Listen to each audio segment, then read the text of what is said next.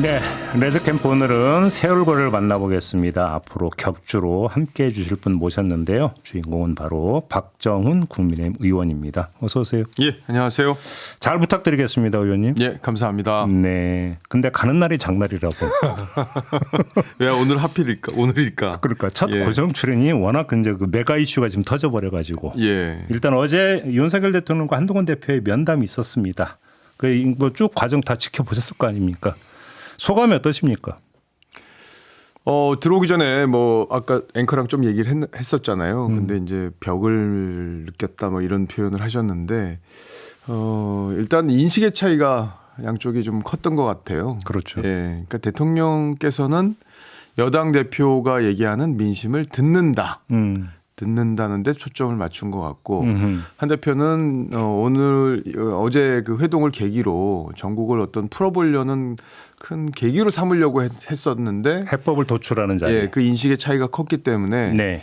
그 기대했던 해법이 나오지 않았다. 그러면 그렇게 볼 수 있겠어요. 아니 근데 그 전 요 질문 드리기 전에 혹시 그 면담 후에 예. 한동훈 대표하고 대화 나눠보셨어요?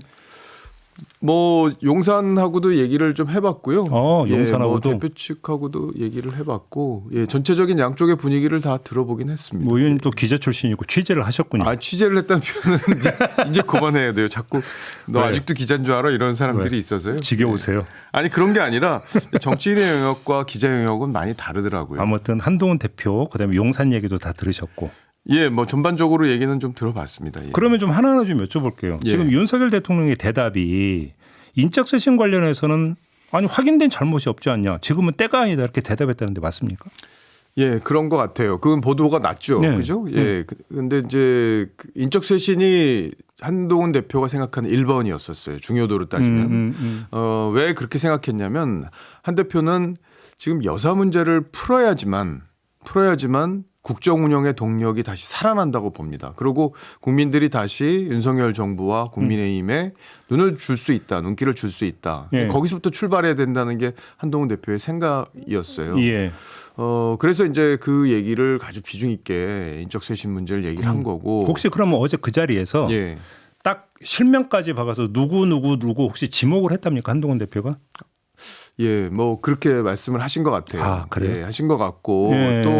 또 그동안에 언론에 이제 그 이름들이 보도가 돼 왔잖아요. 몇 명이요? 물론 이니셜로 보도가 네, 돼 맞습니다. 왔는데 네.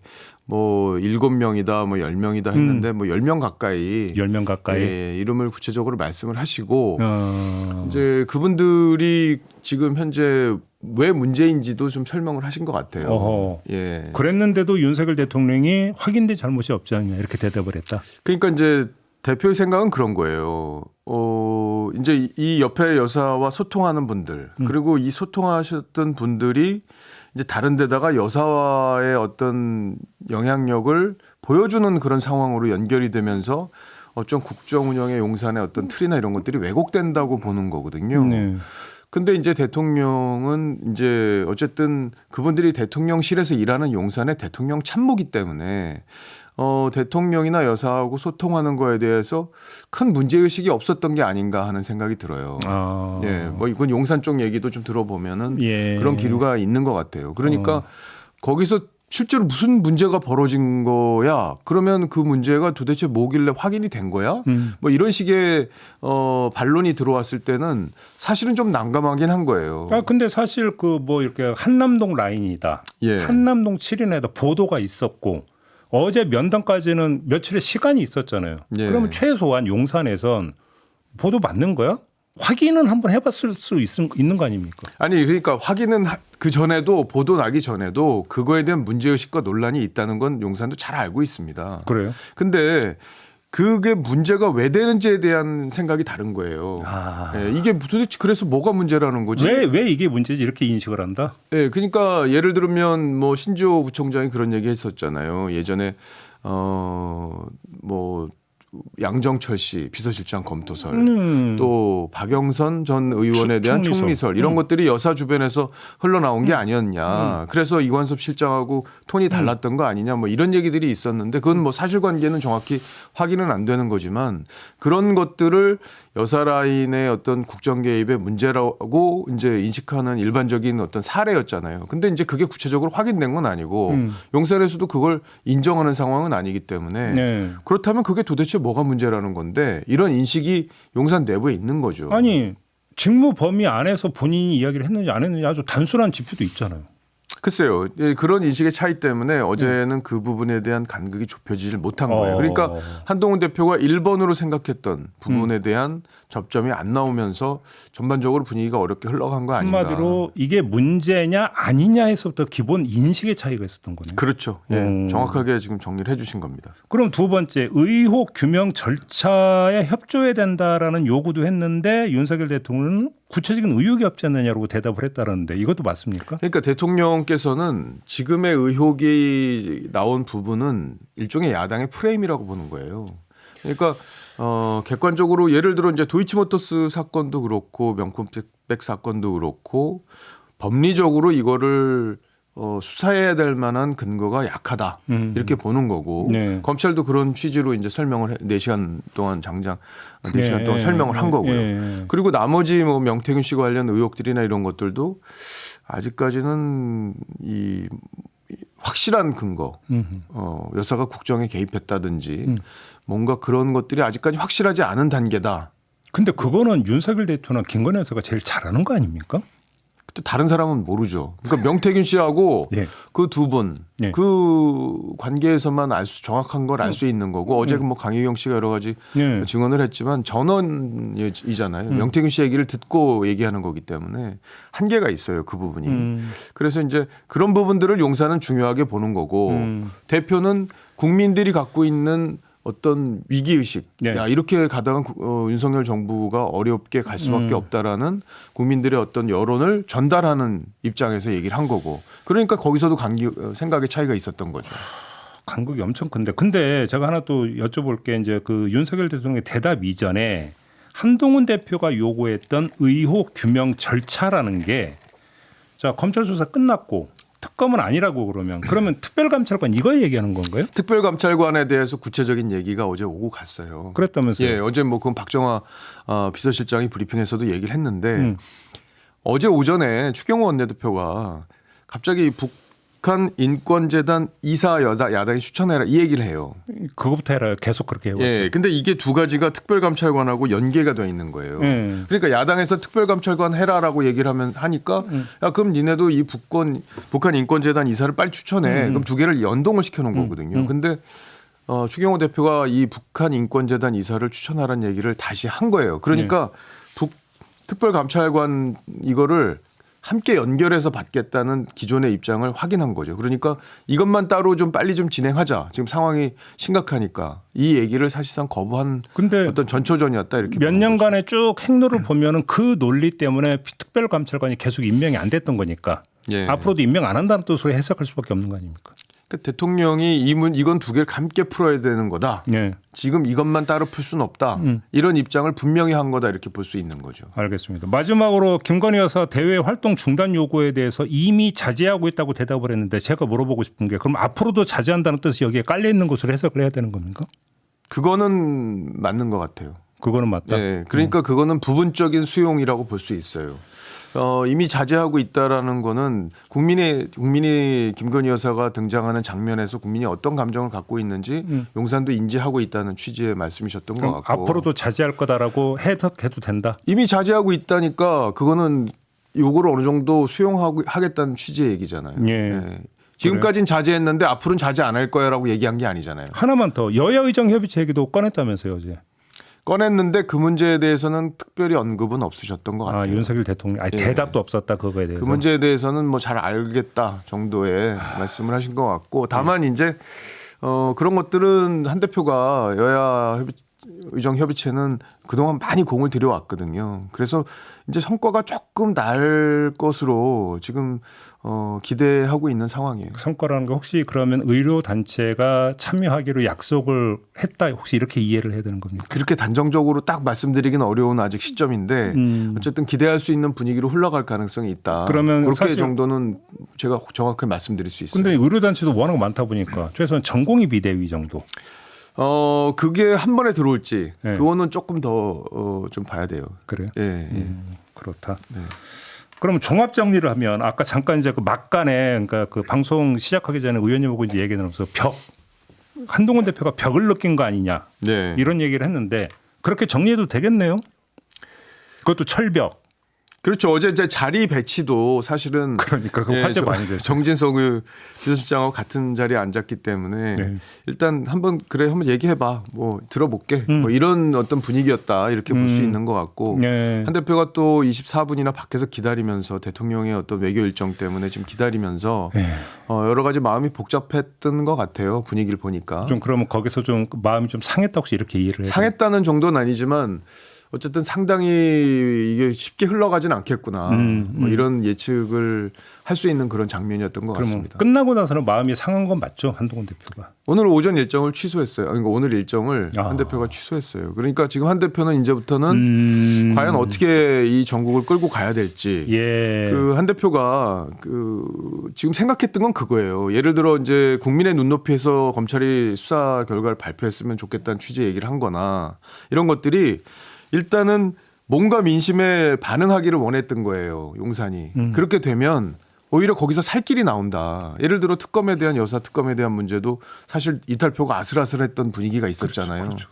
그런 것들이 그런 과정을 통해서 여사가 거기서 오히려 대통령이나 여사가 조금 살구멍 이런 표현이 맞는지는 모르겠지만 뭐 그런 것들을 만들어갈 수 있는 계기가 됐었는데 예. 오히려 이런 장면을 통해서 어렵게 흘러가는 거에 대한 답답함 그리고 앞으로 이 문제를 그럼 어떻게 풀어야 될지 뭐 특검 문제가 앞으로 야당이 계속 굴리기 때문에 그렇죠. 이 문제하고 함께 대응을 할 수밖에 없거든요. 그렇죠. 그러니까 그런 문제에 대한 고민을 지금부터 이제 한다 이렇게 보시면 될 것 같아요. 오늘 일정 전체를 지금 다 취소한 거예요? 예, 그렇게 일단 공지가 됐어요. 그럼 이제 숙고에 들어갔다. 예, 아마 뭐 그 숙고가 얼마나 오래 갈지 그건 모르겠지만 아마 이제 가까운 분들하고 이제 그 대응 방안에 대한 소통을 구체적으로 하지 않을까 싶습니다. 그 가까운 분에서 우리 의원님을 빼놓을 수가 없잖아요.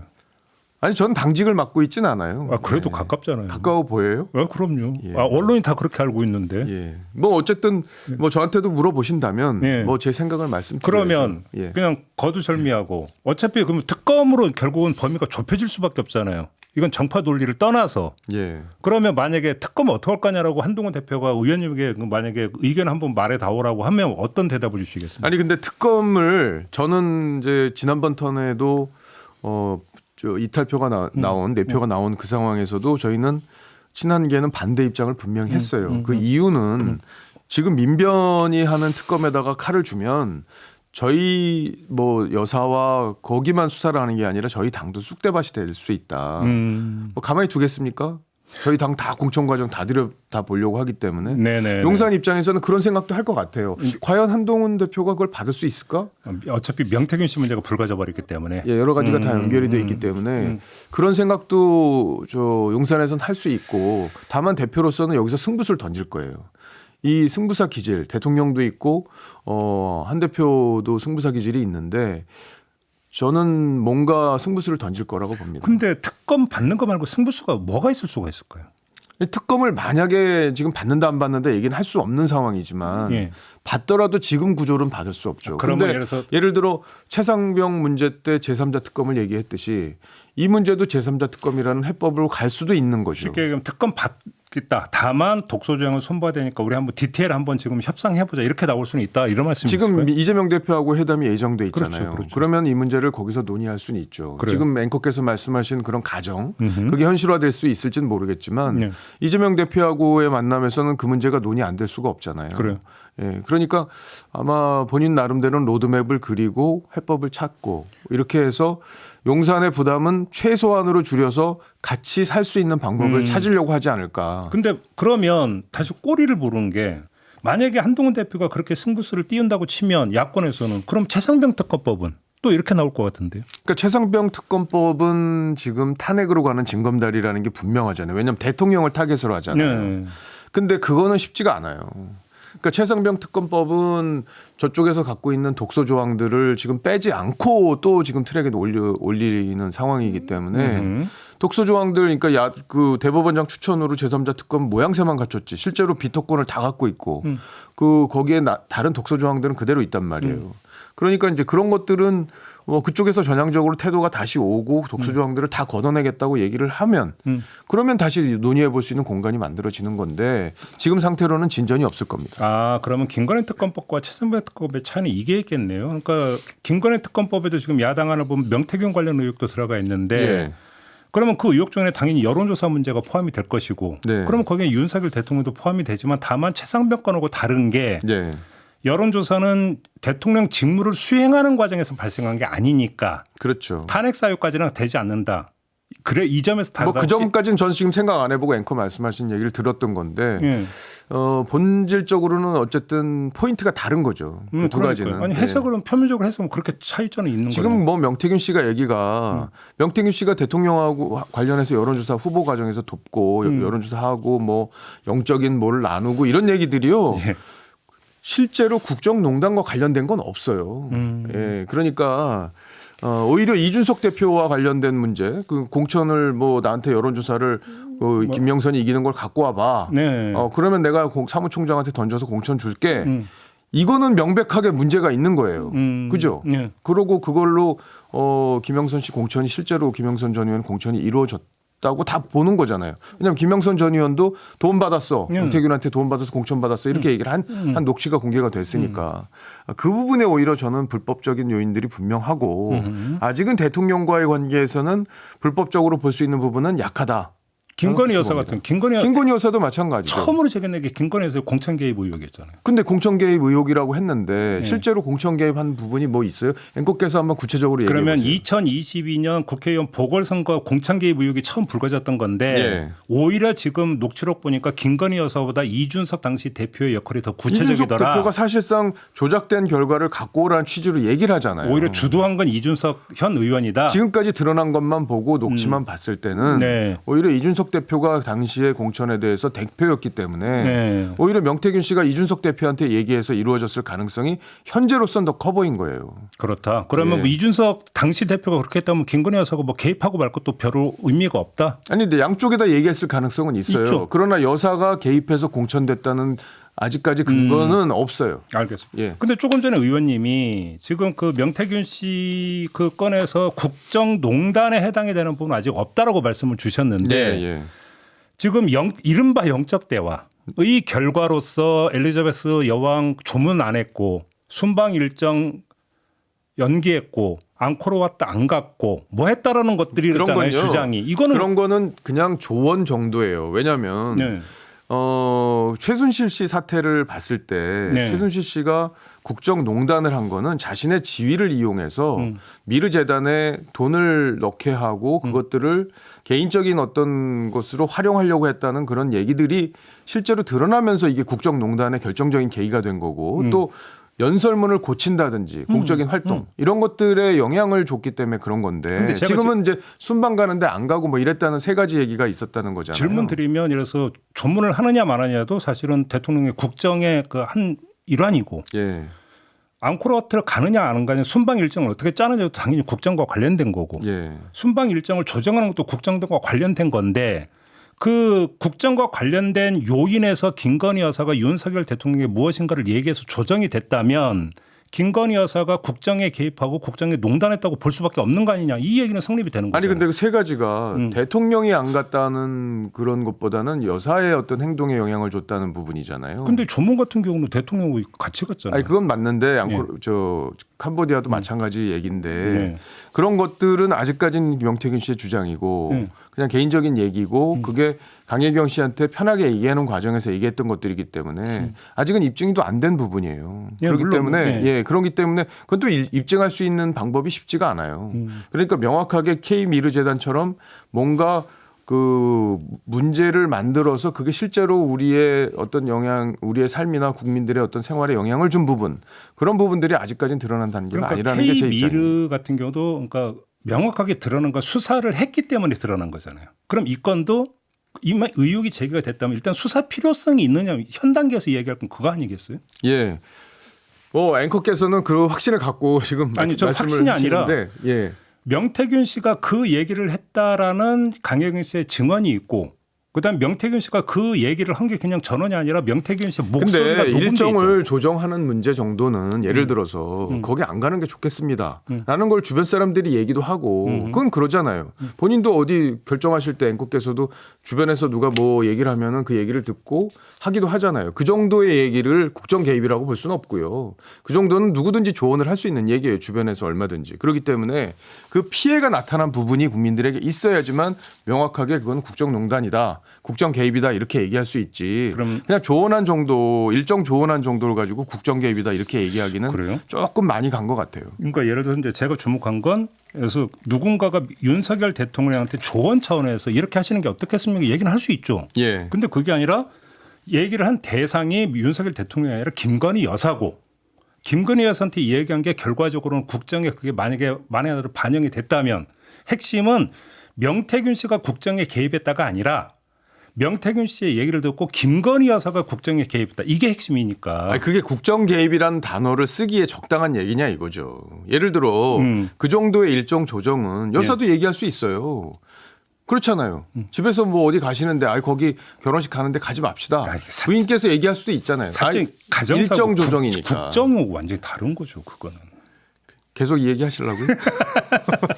요 정도로 하죠. 예, 예. 아무튼 근데 지금 예를 들어서 특검 같은 경우도 아까 특검 얘기로 돌아가면 어제도 특검 이야기가 나오는데 윤석열 대통령은 김건희 여사 특검법에 대해서 반헌법적이라고 못을 박았다던데 혹시 그렇게 들으셨어요? 의원님도? 반헌법적이다. 네. 특검에 대해서. 네. 반헌법적이다라는 표현을 쓰셨는지는 모르겠습니다만 네. 아까도 말씀드렸지만 지금 현재의 의혹들이나 이런 것들은 대통령께서는 야당이 만들어 놓은 프레임이라는 생각이 강하신 건 분명해요. 속칭 가짜 뉴스.